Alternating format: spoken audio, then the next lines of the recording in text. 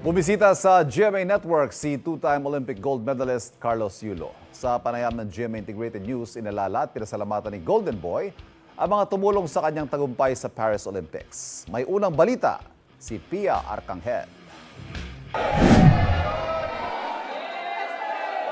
Fit for a two-time Olympic gold medalist. Ang grand kapuso welcome kay Carlos Yulo sa GMA compound. Kasama ni Yulo si Gymnastics Association of the Philippines President Cynthia Carrion.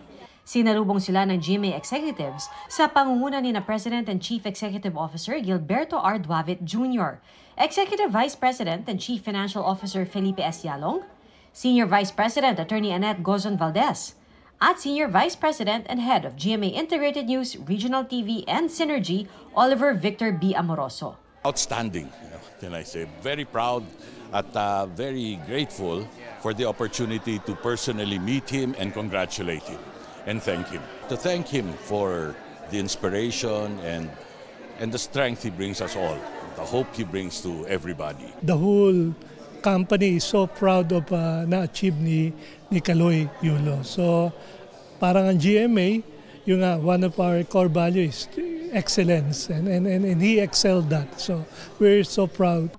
Para kay Carlos, tila panaginip pa rin daw ang lahat ng nangyayari sa kanya matapos ang makasaysayang tagumpay sa Paris Olympics. Sa Olympics po talaga, gusto ko lang po manalo talaga ng medal. And yung medal po itself, yung pinapangarap ko po since 12 years old po ako. Super grateful po talaga sa naging journey ko.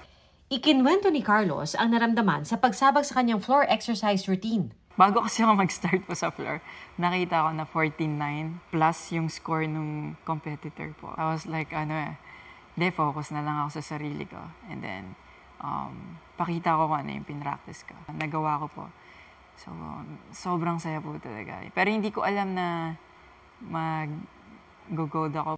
Tila mas mahirap pa raw para kay Carlos ang vault kung saan nakakuha rin siya ng gintong medalya.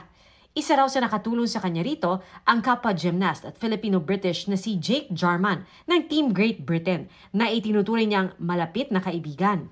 Yung sa second vault ko po kasi nahihirapan talaga ako sa kanya, hindi siya consistent talaga. So nagpaturo po ako kay Jake nung nag-training camp po ako. And yeah, nakatulong naman po yung technique niya po talaga. Sabi ko, turuan niya pa po ako. Payag naman si Jake. Yeah. Sa kanyang karera, marami nang nakasama sa training si Carlos. Nagbigay rin siya ng mensahe sa kanyang Japanese coach noon na si Munehiro Kugimiya, pati sa mga tumulong nang manirahan siya para magsanay sa Japan. Owen, arigatou gozaimashita. Honto ni kokoro kara kansha shitemasu. Ano ibig sabihin nun? Maraming salamat po sa suporta and from the heart po. Nagpapasalamat po ako sa inyo lahat. Laking tuwa raw ni Carlos na sa kanyang pagbabalik bansa, nakabonding niya ang iba pang atleta ng Team Philippines.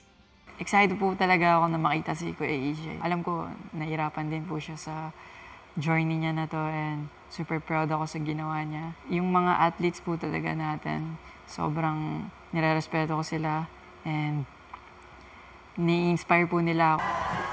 Hindi raw inasahan ni Carlos ang engrandeng homecoming parade. Ngayon pa lang, pinaghahandaan na nila ang pagsabak sa 2028 Olympics. If we can do it. I want him not to go alone, but to have a team of 4 other gymnasts. So I'm trying to look now for a foreign coach. Sa pagbabalik ng golden hero ng gymnastics sa bansa, marami ang umaasa na ito na ang hudya ng golden era, di lamang ng Philippine gymnastics, kundi ng Philippine sports. Ito ang unang balita. Pia Arcangel para sa GMA Integrated News. Kapuso, para laging una ka sa mga balita, bisitahin at mag-subscribe sa GMA Integrated News sa YouTube. Sa mga kapuso abroad, samahan nyo kami sa GMA Pinoy TV at sa www.gmanews.tv.